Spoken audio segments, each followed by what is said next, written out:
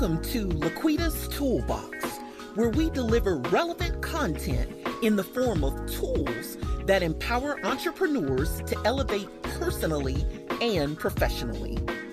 Good is only good until greater is envisioned. You know there's another level in you. Here we discuss the tools to get you there. Lean in as LaQuita and her guests present you with strategies and insight for unlocking your full potential to realize your boldest dream.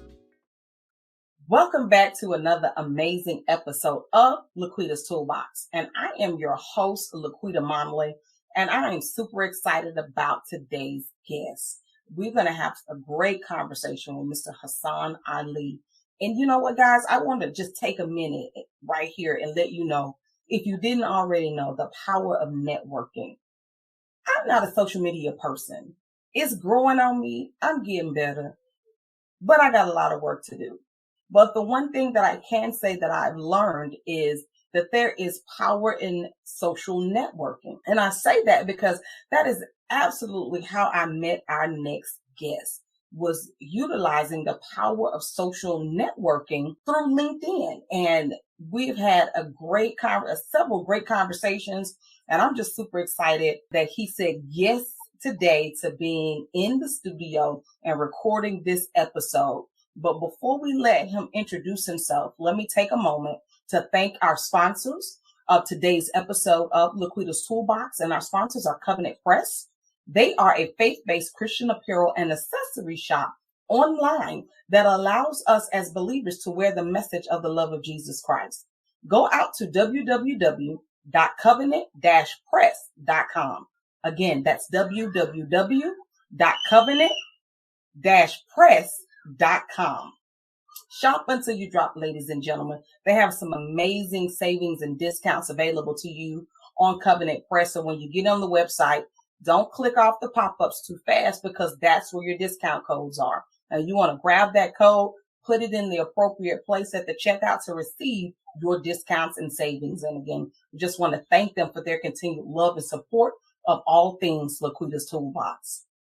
But without further ado, Mr. Hasan, how are you today, sir? I am great, LaQuita. How are you? I am doing great. I cannot complain. It didn't do me any good. Didn't do me any good at all.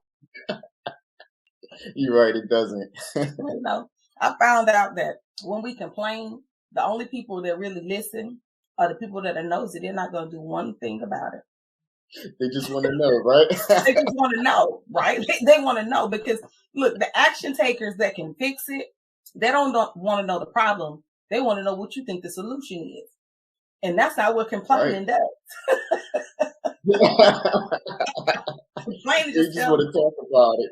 You just want to talk about it.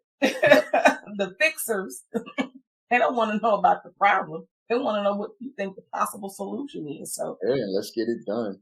You know what I'm saying? When I figured that out, I was like, you know what? I'm good. I'm just complaining is wasting my time. Let me tell you that. But look, I am so glad you said yes, sir. I am so glad. I know we've had like a couple of rescheduling things going on before we can get to today, but we are here in the studio and we are ready to get this thing going. So thank you. Tell our audience, tell them more about who you are and what you do. Sure. My name is Hasan Ali. I run a company called Atlas Capital Connection. It's a lead generation service on LinkedIn where I help business owners, coaches, consultants, agency owners to get in front of their target market. Now that's powerful.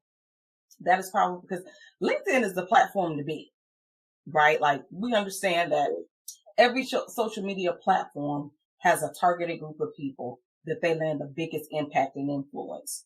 And yes, Facebook has more users. So this is just my personal opinion. No, it's a fact. Facebook has more users. I think Twitter has more conversations. Too much. You got to make sure your alerts are off because it just goes on and on and on and on.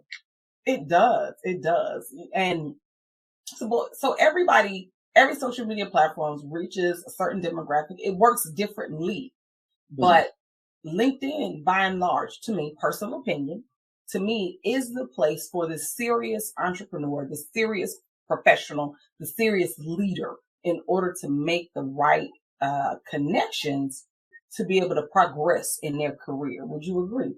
Oh, absolutely, absolutely. And one of the great things about it is that there's so many different moving parts to LinkedIn that sometimes you're like, well, you have to clearly identify what you want to do or what you Mm-hmm. need to do, Mm-hmm. and then follow that path.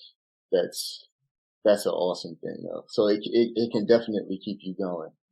So tell me, what got you started in affiliated marketing here on the LinkedIn platform? Oh man.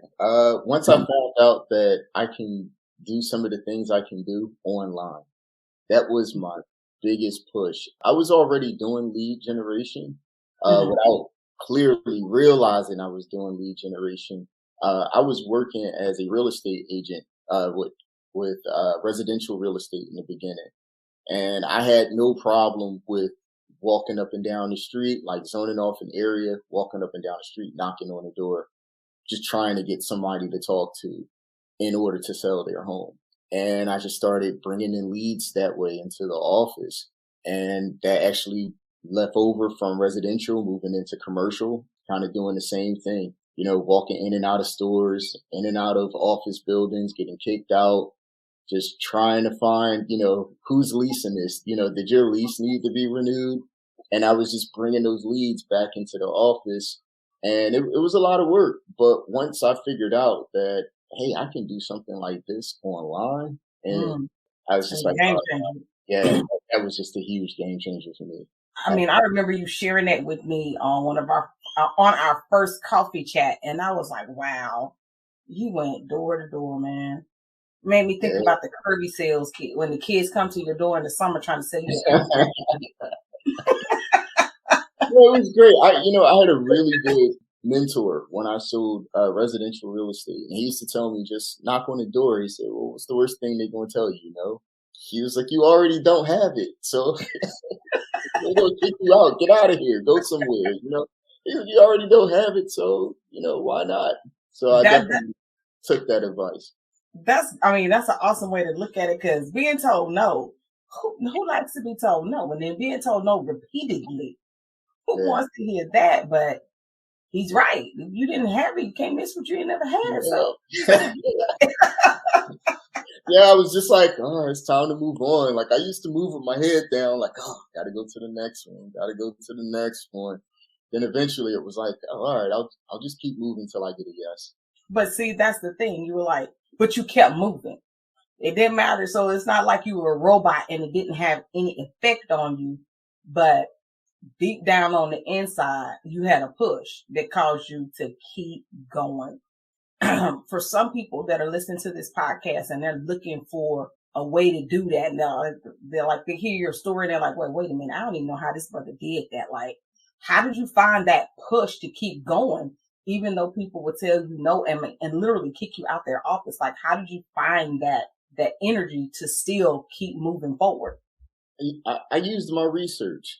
When a lot of times when I went to when I went to certain neighborhoods and I went to the homes, I looked at like, what person on this block been in this house for over 10 years or more? How is the market moving? Like, they bought at this price, but now it's this price.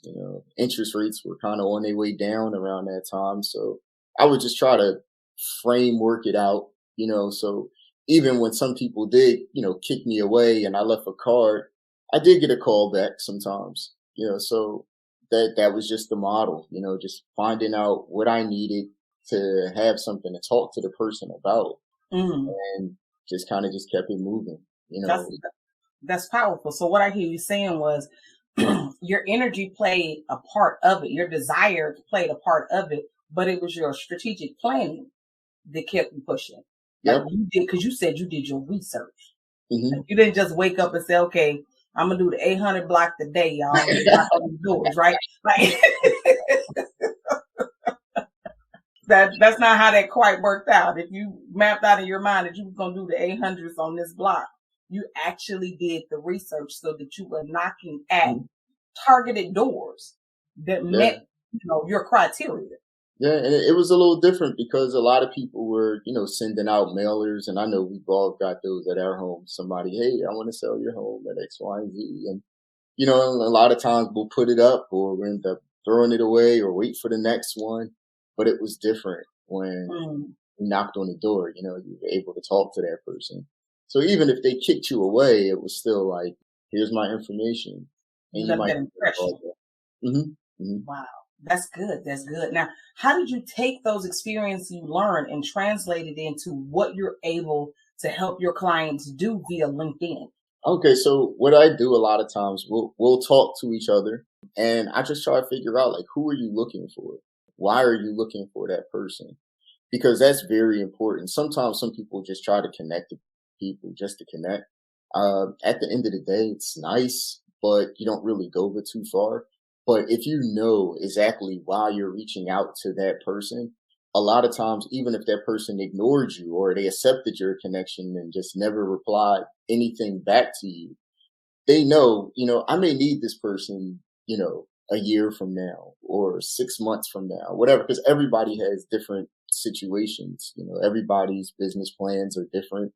They may not be ready for you at this moment, but just the simple fact that they may see you post something here and there, or they know that you reached out, you can kind of stay in the back of their mind.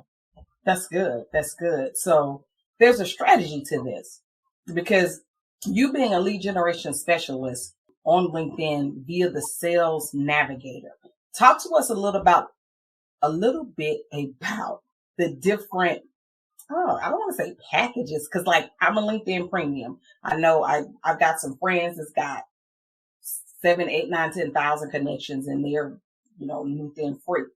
What's the difference in those packages? And if I'm someone that's trying to take LinkedIn very seriously as a lead generation tool, where do I need to be?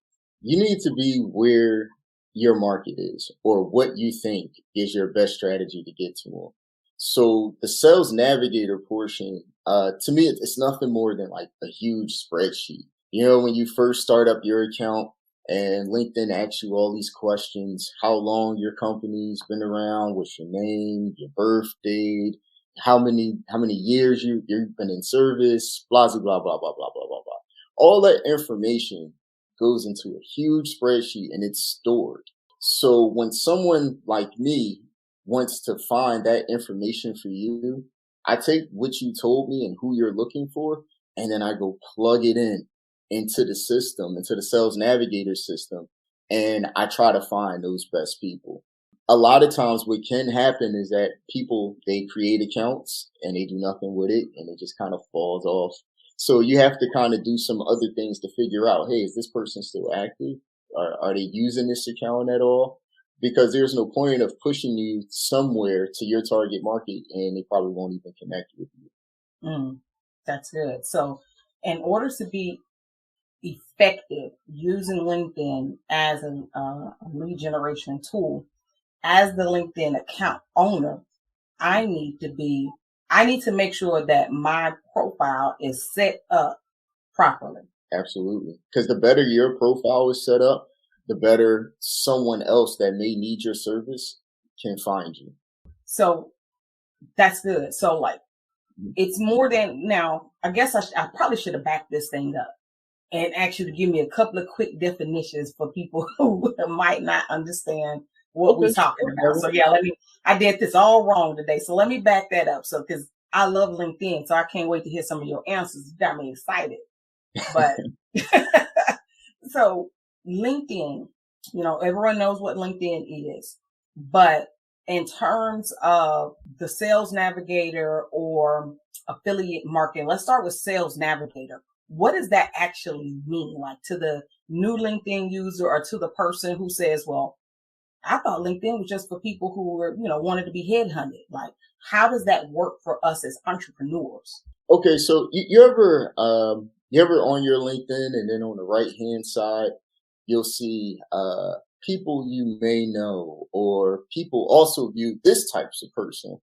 The algorithm in the background keeps track of who you're searching for and why you're searching. So that's why they make those suggestions. Mm-hmm. So the way you fill out your profile and the things you put in your profile it's going to pull those people up on that side. So you're able to see them. So you can type up accounting, but let's say you're looking for forensic accounting, but you never said forensic accounting, but you just said accounting. And as you're looking for different accountants, and then you'll see that on the other side that says, say, forensic accounting, you say, oh, I wanted someone like that. And then you click on there, and then it keeps tabs of who you're clicking on, what posts you're liking, what messages and comments. It keeps track of all of it. And then it tries to give you suggestions based on that. But if your profile isn't set up the right way, or set up in a manner that will attract your target audience, I guess that would be the best way to put it. To set it up in a way that attracts your target audience to you, then those things will start to happen on the back end. So you make an excellent point. You make an excellent point there. Setting up your profile to where your target audience can see you. So it needs to speak to your target audience. Mm-hmm. So my question now is, have you ever had, a potential client or current client that says, hey, I want your services. How much it costs? Oh, cool. Give you the money. But then you have that conversation. They have no idea who their target audience is. Yeah. and that's the hardest part. That's really the hardest part. So we spend more time on that upfront work of making sure that your service or your product is right for that other person, or making sure everything is set up the right way to get to that person, or the messaging that you may say to that person that they can resonate with it. Because if all that's not there, I can do the best search in the world. I can put you in front of the best people possible. But if all those things are not aligned, you'll have a harder time getting that done.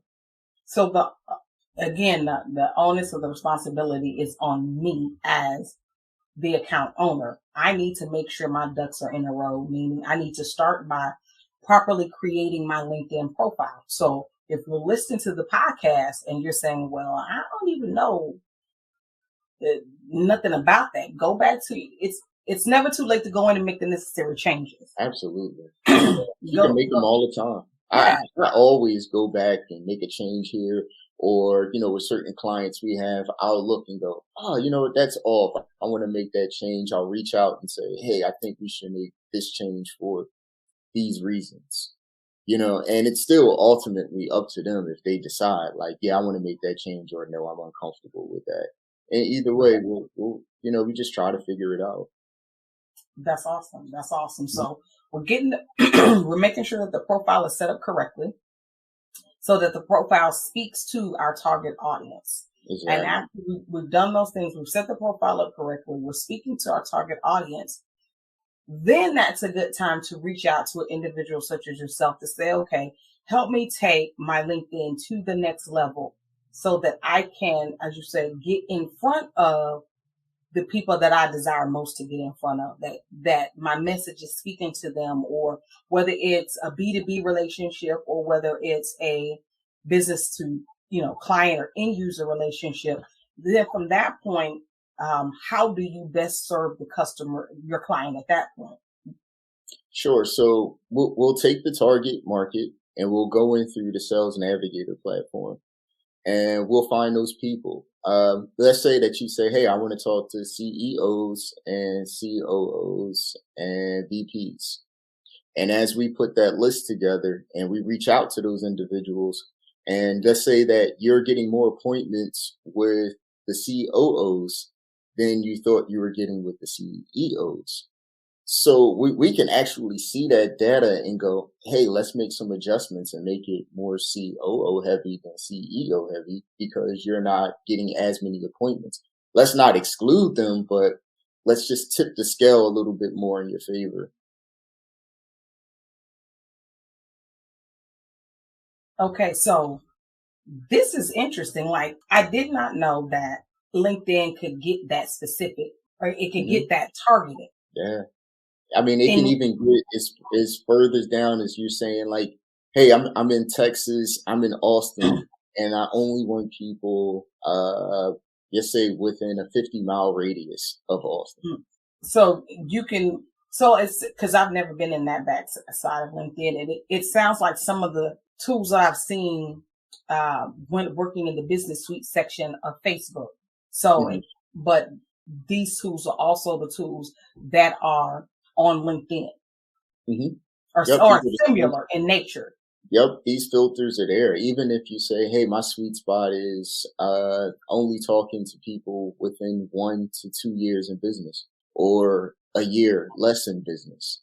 You know, I'm a coach. I only like beginners less than a year.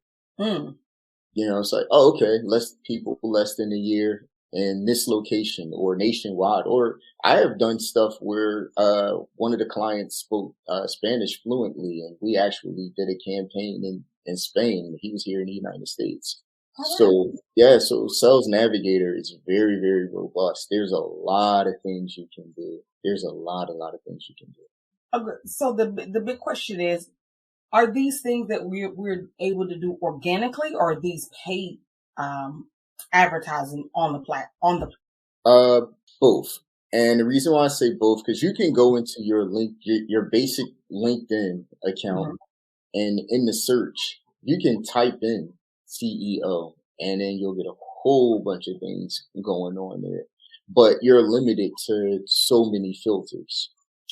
Versus the Sales Navigator, it's wide open. So you can basically use any filter that you wanted to, or any combinations of filters of things in order to find the person. So that's one of the key differences in knowing which type of LinkedIn you need to be subscribed to, the free, the premium, or the Sales Navigator. Yep. Because those three determine the type of search results that you get. Yep, it from will an organic standpoint. Yep, from an organic standpoint. But you can build the searches, but the Sales Navigator portion gives you much more to work with. It gives you more room to work. More room to work. Wow. More room to work. I know I'm like asking you 50 questions, and I promise I'm not trying to get you to expose the framework, but you got questions. You got questions because, you know, we hear a lot. We do. We hear a lot about the importance of setting up our profiles on any platform. If you're going to be using your platform for business, that's number one thing. You know, you got to have it set up the right way and know who your target audience is, and making sure all of your posts are speaking specifically to that target audience. But what we don't hear a lot about is the back end work on these platforms. Like, every one of them have back end work. It's not all about making sure that I'm posting 2 to 3 times a day, you know, or, you know, making sure that your content calendar is fitting whatever that social platform thinks is builds no like and trust. But there's a back end to this thing that a lot of our biggest influencer, people who are getting the most ROI, they ain't talking about that part. Nah, they're not. But you know, because it's funny to me, like when you look at LinkedIn and you hear some people say, "Hey, somebody just sent me a message and I ignored them," or "I didn't want to be bothered with it," or "It's a pain in the butt to me that they sent the message." And I always say to myself, like, well, you're on the platform to network. You're on the platform to find new businesses to do deals with. So if they reached out to you and you didn't like it, just move on. Because if that same person reached out to you and said, "Hey, I have this money, I'm ready to go, do this deal right now," and they'll go, "Oh, okay, no problem." But if someone reaches out and go, "Hey, I have X, Y, and Z," you're like, "I have no need for that service." So now it's a pain in the butt. But even with that being said, that really goes back into making sure that whatever your offer is, that it's very specific to that client. Make sure it's nice and it's targeted, because they'll still connect with you, you know. And like, I'm just going back to what I was saying, that even if they don't do anything right away, you're always in the back of the mind, you know. And that's where the posting a few times a week and stuff like that becomes important, because when you connect with someone, you always get that notification that says, "Hey, your new connection just posted." So now that person is staying top of mind because now you're seeing their posting. But if you would have never connected to them, they would have never seen it. They would have never seen it. Very true. Very, very true. Very, very true. I got it. So Can't ask you that because that might tell the secret. So listen,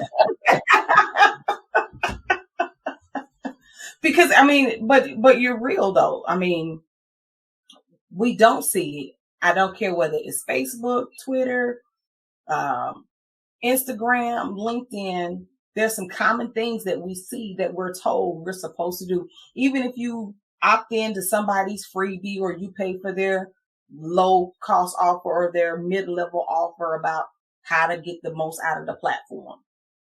Mm-hmm. I have yet to opt into anybody's offer like that to where they spoke to us about, they might speak to you about running ads, but there's a lot of stuff you have to do before your ad can be effective. And that's what you're talking about. Like what things, the upfront stuff, because it's so important.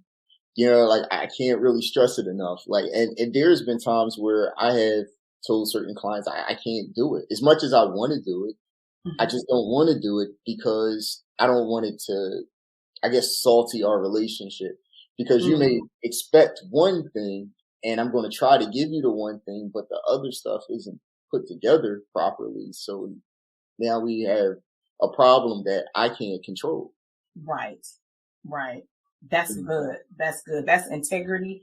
And, that person should have took you like 10 levels up in more favor in their sight, because it doesn't matter that my money ready. If my framework, my business plan that I'm trying to execute through LinkedIn, if LinkedIn isn't set up the right way, I can give you 10 times what you asked for. You still can't give me the results that I need because I haven't set the groundwork properly for you to be able to be effective in what you're doing. Absolutely. And that's the biggest thing. That's the biggest thing. I see that over and over and over again. So what are some things that you suggest, or some places that you suggest, that the average, even the above average LinkedIn user, spend a lot of time learning and learning so that they can make sure that their profile is ready, that like it's game ready, so that it can begin to produce the leads, or they can work with an individual such as yourself in order to get the leads that they want to cause their business grow. Yeah, absolutely. Like our team, we have people on our staff that write those profiles and have everything in place. I don't write profiles. I have someone that helps me do that. I don't personally do it. It's not my lane. So I don't even bother trying. I just put them in sync with the person I work with in order to get that done. I'm really fine-tuned on just staying in my lane. I'm decent at doing searches, so I stick to the searches. So if anything else pops up, I go, hey, I got somebody for that.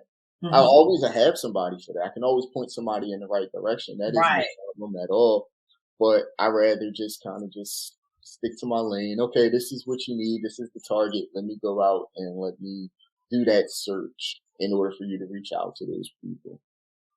That's cool. That's what's up. So I think this might be my last question. I think because depending on what you say, I might have another question. No, all good. So we're working on getting our profile done correctly. Those individuals that reach out to you, you have a team of people that can help them make sure that their profile is set up in a way that will give them the maximum results, or enable them to receive the maximum results that they're looking for. Yep. And even with that, when I can you can have the right profile, you can have the right target marketing, but how you deliver your own presentation is how you deliver your own presentation. And one of the biggest things is some people look at us like, well, we were supposed to close X amount of deals. And it's just like, well, I'm not responsible for closing your deals. I don't know your business like how you know your business. You can talk to that person in that way in order to get them to understand why they need your services. So that's another part. that's, I would suggest if you're going out and you're talking to people and you feel like you have a hard time with closing deals or having a hard time communicating, you may have to reach out to somebody else and get training and, stuff like that. So, I mean, it's a lot of stuff to go with. It's a lot of stuff. That's real because people don't like to say that, I hate salespeople. That's a thing. I don't want to be salesy. Well, what do you think gonna happen here in this relationship? Like, yeah. It's a part of it, and that sales training is necessary. So basically, you can have all of the stuff laid out for them. The profile could be great. You could be bringing in, 10, 15, 20 leads a week to them or more. Like, I don't know what your normal success rate is, but I tell you what, 10 to 20 good leads a week, that's a good start. But, that's a nice place to start, 100 leads a week. When some of these places talk about, oh, I can get you 500 leads a week. Can you though? Are they viable? Like, where they come from? I don't know. Even if you did, you have to, that's another layer, so even if, like, just say you go, okay, with my schedule and the things I do, I know that I can probably take 4 to 5 appointments a week. Mm-hmm. You're by yourself. You don't have a sales team. So it's just like, that's manageable. Yeah. Before you start digging in, people, I can get you this many leads and that many appointments. Can you even handle it? Come on, sir. That's real good. That's real handle it. Can you really handle it? That's a great question. That's a great question because I think a lot of people don't realize when we look at business failure, we oftentimes associate that with not enough revenue coming in. Like we don't have enough clients. But I'm here to tell you, because I experienced it in our real estate business. Our first year in business, we didn't do nothing because we was afeared. I ain't just afraid. I mean, afeared. Like knees was knocking together like typewriter keys, brother. We were like, because we were, paranoid and petrified about making a mistake. Year 2, we finally got up off our do something and did something, and it was phenomenal. Wow. We grew too fast, and that was just as bad as the no growth at all. Yeah. So I love what you said right there, that you got to know what you can handle and what you can't handle. I was talking this week.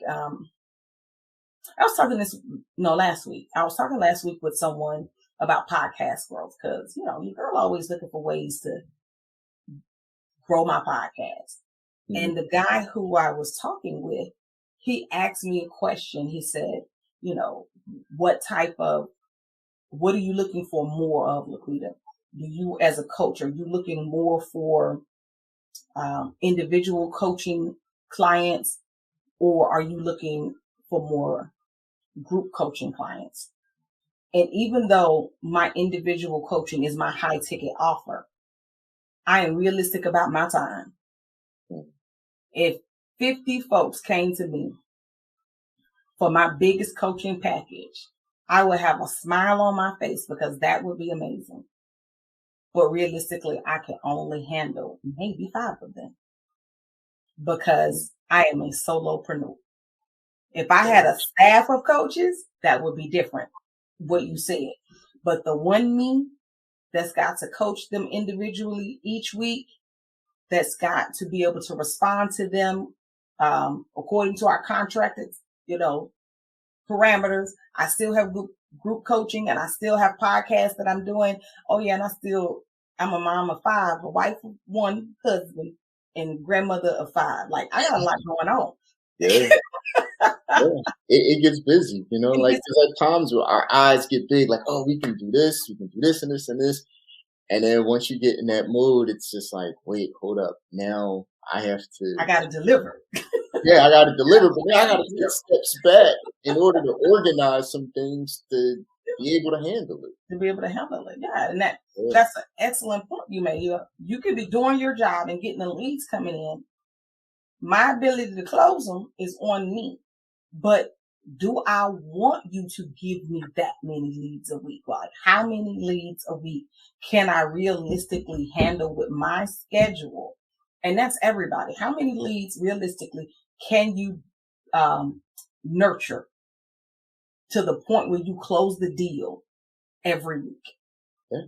And even with that, a lot of times you don't, I'm not saying it doesn't happen. I'm sure it has its times where it happens where you get right on a call with somebody and you close a deal. But a lot of times it takes several conversations. Yeah. You know, you might talk to somebody 2 to 3 times before you even close that deal. And that's on top of the new calls that you have coming That you in. have to make. Yeah.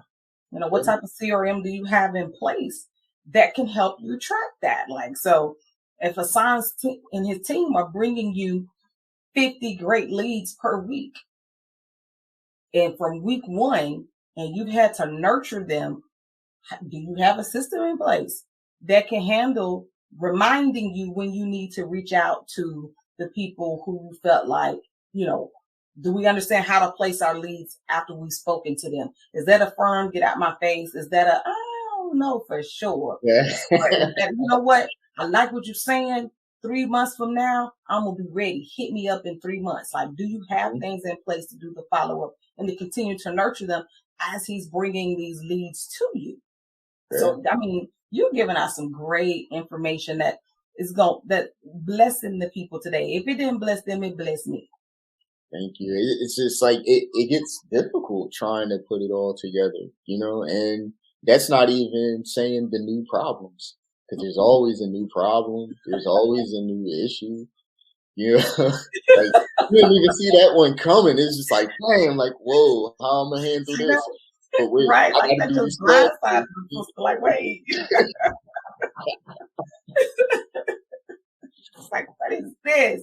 But you're right. Like, and you have these because, you know, as my grandmother said, your eyes bigger than your belly. You got them 50 people that said yes with the money, and you like, yes, because my account needs this. Can you manage all of that? Can you manage all of it? Can you manage all of that? That's difficult. Like the management side, you know, it's like you're trying to close deals, you're trying to prospect, and you're trying to manage. That's not counting other things that you have to do within there. So it become a lot, you know, just slow and steady, you know, do a little something here, do a little something there, and just make it work, you know. Make it work, right. I mean, you brought out some amazing points because these social media streets make everything look so sexy. And people are just like, LaQuita, sexy must be your favorite word. It's not. But no matter where you come from, you understand what that means. So you make it look good to you. Yep, absolutely. And everything that looks good to you is not real. You know, my kids even say it now. Like a lot of these social, like, you know, people will catfish you. Like you're looking at their profile pic and it is not what it looks like in person. Think about that when you're looking at the different advertisements and marketing strategies. Are you being catfished? Like, will this product do what it says it's going to do? And if so, at what cost to you? Are they going to teach you how to manage the load that they're about to bring your way? Are they going to have that type of conversation with you to train you and teach you about how to nurture, why we should nurture, what tools you need to have in place to get that done? And everything that I've heard from Hasan today is that's something that if he doesn't do it because it's not his lane, because my brother stay in his lane. You know, I agree. I stay in my lane too. He stay in his lane. He can do the research to get you connected to the lead. You got to close the lead. But he also has a network of people that he works with that can help you make sure that all of the other moving parts that need to be in place that we're not even thinking of are absolutely in place. Yeah. So that's a powerful thing, bro. That is a powerful thing.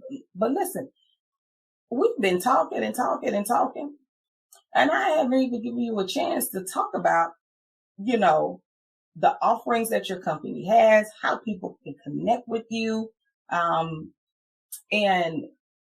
you know, where can people find you? Oh, sure. Obviously on LinkedIn, yes. Yep, right. Obviously on LinkedIn. Yep, Hasan Ali, Atlas Capital Connection, right on LinkedIn. Awesome. And you can find the website is atlascapitalconnection.com. I have some resources and stuff there. But even before, I'm personally, I'm always working on the website. I'm always moving stuff around. I tell people all the time, well, if you're doing things and you the website needs to get worked on or whatever, tell them to Google your name or your company and then put LinkedIn behind it. You'll pull up right on the first page, probably 3 or 4 links down. Yeah, it does. And I'll even say this, if you're an avid LinkedIn user, if you Google my name, I want to say my LinkedIn profile is somewhere in the top 5. It is in the top 5 search results. Mm-hmm. When you Google my name, my website, my podcast, and depending on, what platform you're searching from, somewhere in that top 5 is going to be my LinkedIn profile. And I was like, whoa, that's you can turn your LinkedIn into a web page. See, I didn't know that. Yeah, if you have if you do a company account, you can tell people when they Google you, just put the name of the company and LinkedIn behind it. You can put your articles, your features, whatever you want to put about your company, you can put it right there inside of LinkedIn and just tell people to look you up on LinkedIn. Wow. I would have never thought of that. I'm looking at your resources section. You got a whole lot of stuff in here. Yeah, me and my partner Mike. Yes, me and Mikey. We just threw a bunch of stuff in there. We're always pulling stuff out, putting new stuff in, pulling more stuff out, putting new stuff in. Some of it's old, some of it's new. But you LinkedIn events that you guys have done or doing. You've got an info guide for the Sales Navigator, an info guide for LinkedIn campaigns, a content playbook. That right there is golden, because who knows what to post when? That could be a mystery to all of us. Or the industry section. I really like the industry section on there, because there's so much. A lot of times we'll look for certain people, but we're we don't know if the industry there. We know the industry there, but what's the exact name of the industry? Yeah. So you're able to find it that way as well. This is awesome. I mean, you've got courses that people can tap into, campaign tips, team assessments, LinkedIn profile guides, and that the industry is so vitally important. If you're not locked into making sure your profile is set up in the right industry, that's one of those things, like what we were saying in the beginning of the conversation. It can completely impact your score. I forget where you go to find that. What is that score called? Yeah, the LinkedIn score. I don't even use it. I don't really.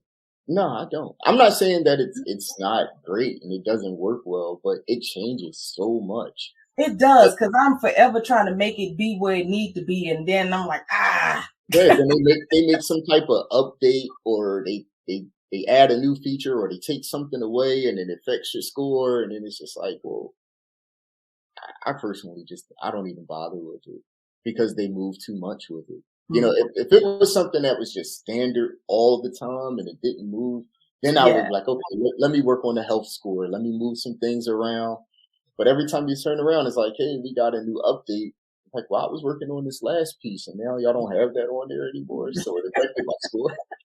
It's all your work is almost nothing. What are you doing? I just try to keep things as simple as I possibly can. That's cool. Listen, Hasan, it has been such a pleasure having you on, and I hope that we need to go live on LinkedIn and talk about this, see how many people we can chime in. That'd be cool. We could do that.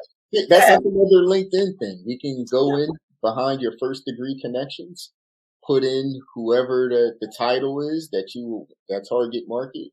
Yeah. And run a campaign to those people and say, hey, we're going live at this time to do this. Oh, see, now that's what's up. we definitely are going to make that magic happen. We're definitely going to make that magic happen because I'm passionate about LinkedIn, and learning more and being more effective on LinkedIn. I'm not saying that I don't mess around with the other social media profiles because I do. I do, but LinkedIn is where the conversion happens. And one last question before we go. I told you it probably was going to be, that was like 3 questions ago. Now I'm like a country preacher with 5 closes. I'm going to do better though. Like, I'm going to try to do better. Followers and impressions. Let's talk about that for a minute. What is your learning how to properly use LinkedIn and using a professional such as yourself for lead generation? Where should an account holder's head be at as it relates to the likes, the follows, and the impressions on the LinkedIn platform? Okay.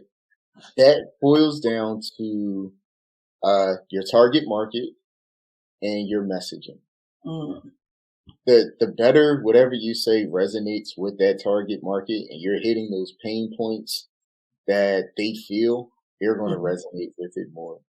Yeah.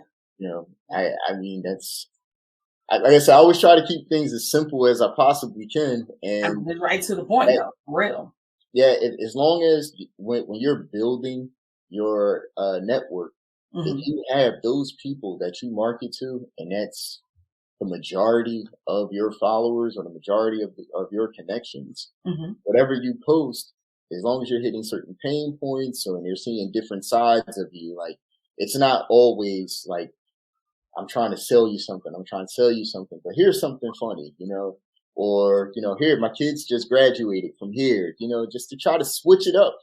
Because sometimes, man, with LinkedIn, everybody's trying to be their professional best, that the posting just looks boring sometimes. Yeah, it does. I had a friend ask me a while back. Now her Facebook is popping, and she's like, "LaQuita, you do more stuff on LinkedIn. Why am I not getting the same responses on LinkedIn that I get on Facebook?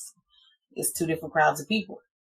I don't want to say LinkedIn is stingy with their likes, but the same post that you might get viral with on Facebook, you might get 10 likes on LinkedIn. Yeah. Because it's a totally different platform. Yeah. It's almost like you put your name on it. Yeah. Like this is what this person said. I like this. So not only are you putting your name on it, but it's also your business. So they're going to follow that back, so people are a little bit more reluctant to do those things, which, I mean, I understand. For sure. But it's two totally different worlds. 2 totally different worlds. Absolutely. Yeah, sometimes when I click on LinkedIn, I look for something like, can someone do something on here or say something on here that's going to make me laugh? And you find that on LinkedIn. Not too often. Every now and then. Every now and then you may get something. Troy Hope says something funny consistently, but he puts a lot of information out, so you'd have to like go through his feed to get past all of the amazing information to get to the funny. Yeah. At least I find it funny. Some other people might not find it funny. Oh man, because Troy's funny is he makes you look at the stupidity in your irrational decision that you made because somebody said it was great. Like during this election season, like I take my politics seriously. They're personal to me. But the way some people get, engrossed in their politics, because we've allowed things to pull out puppet strings and you made these decisions, then Troy do a post like, I'm gonna just sit there right there and what y'all think about that. And then it challenges everything that you thought you knew, and he put the reality of what really happened right there. Like, it's hilarious to me. Like I said, other people might not find it funny, but I'm like, let me go see who Troy done made. Yeah. Especially if you liked it a couple of times, it should pop up, on your phone. Hey, Troy just posted, or so and so just posted for you. It does. And I like his stuff so the algorithm can keep sending it to me because it's a delight. It's like you said, in general, what he posts is dry unless you like it. He's in the financial sector. So who wants to read that all day, every day, other than other people who are interested in finance? Yeah, they got to be very interested in it. You got to be interested in that. Yeah, like if my wife, usually if she's out shopping and I'm sitting in the car and I'm in LinkedIn all the time, I'm not going out my way and like, oh, I wonder who posted on LinkedIn. What's on the feed? It's not going to keep me amused, you know? No. Oh, you are so on it. You are so on point, sir. Again, thank you so much. We're gonna set this up. So, guys, it's gonna be a part 2, and it's gonna be live on LinkedIn. So you don't want to miss that. When you don't want to miss anything that Hasan is doing. So in the show notes, you are going to click on these show notes, do the little drop down, and find his website, find his LinkedIn profile. Make sure you connect with him. And make sure you set your notifications on his profile and mine so that you don't miss when we go live, because we're going live. We're going live real soon, and we're going to dig into a little bit more about the power of LinkedIn, the parts that people don't tell you about. Yeah, that'd be cool. Yeah, we can like go behind the scenes and like do something in the back end or something. That'd be cool. Yeah, that'll be cool. Oh, I'm excited. See, y'all should be able to see my smile right now. Don't worry. You're going to see it when we go live. I'm like grinning from ear to ear right now. For real, I am. Listen, Hasan, thank you again. We appreciate you. Those returning listeners to LaQuita's Toolbox, thank you so much for your continued love and support. You can continue to support this podcast by looking in the show notes or in the profile on the section for LaQuita's Toolbox on your favorite podcast listening platform, and find my Buy Me a Coffee link. For as little as $5 a month, you can support LaQuita's Toolbox. And those that are supporting on that $5 a month level to keep LaQuita's Toolbox active and going, what I'm going to do for you is give you a shout out. I want to shout you out and let everybody in the world know that you are a supporter of the LaQuita's Toolbox podcast.